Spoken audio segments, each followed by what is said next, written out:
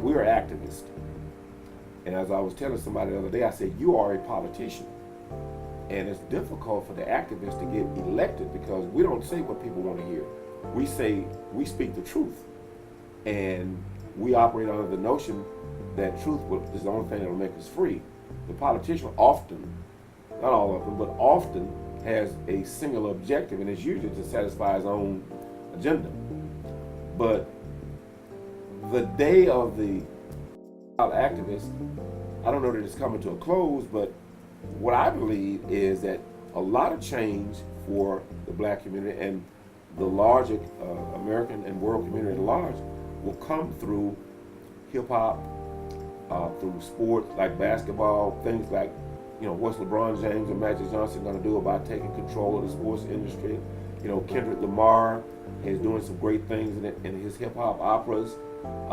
You can see how hip-hop as an industry is taking over the world, particularly the black world. At the BET special, we had blacks from England, from France, Nigeria, South Africa, other nations in Africa. They were at the Hip Hop Awards. Some of them won because they love the music, but they also talked about the black African nations coming together for mutual benefit. Now, there's going to be pushback when black athletes decide that they're going to kneel for the national anthem, like Colin Kaepernick.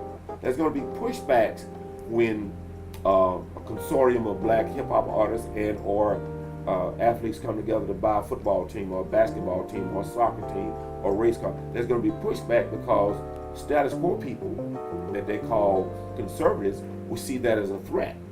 Now, no wonder if there's no question about if they will. They are going to see that as a threat because anytime those that have been historically exploited seek to change that condition of exploitation, those that are responsible or who have profited from that exploitation will push back.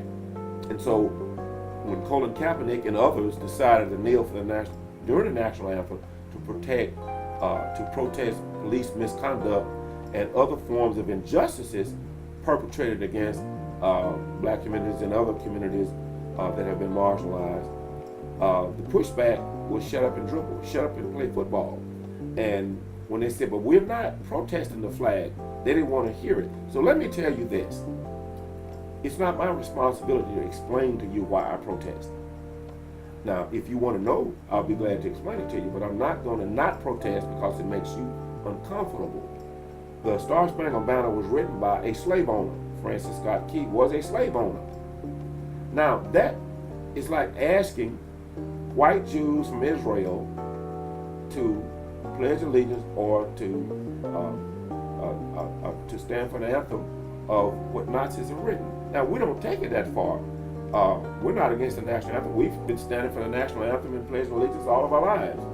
But when those of us who have been aggrieved by this system challenge that system, that is our right and our responsibility.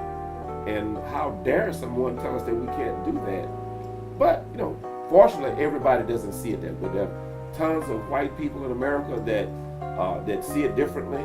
There are tons of other people that see it differently. So people of goodwill and people of justice will find a way to stand up for what's right, I believe.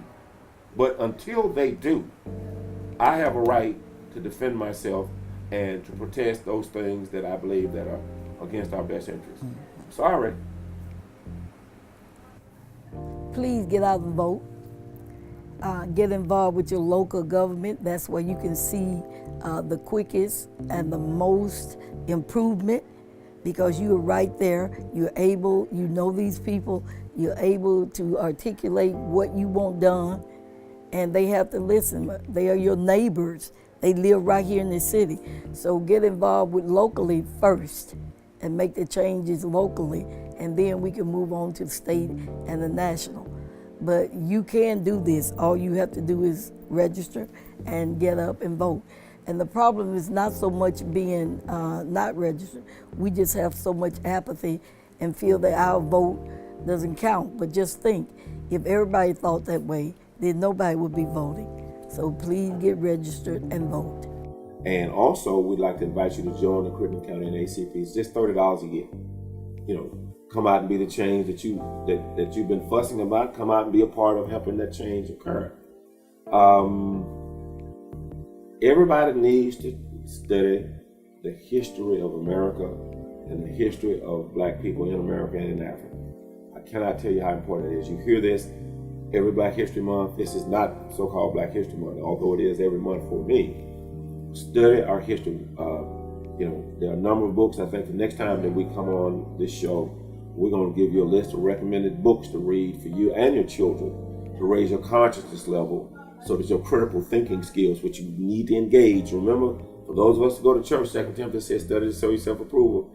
Our work before God need not be ashamed, rightly dividing the word of truth. What it means is make sure you're informed so you can make intelligent choices and decisions. And other than that, I think I'll leave it on that note. Study and make yourself more intelligent. Thank you so much. We are not your grandmothers and grandfathers in NAACP, and I know some chapters that's what I think of. We wanted to make this organization that already existed, that had a name, to see if we could make it work more effectively for justice in our community.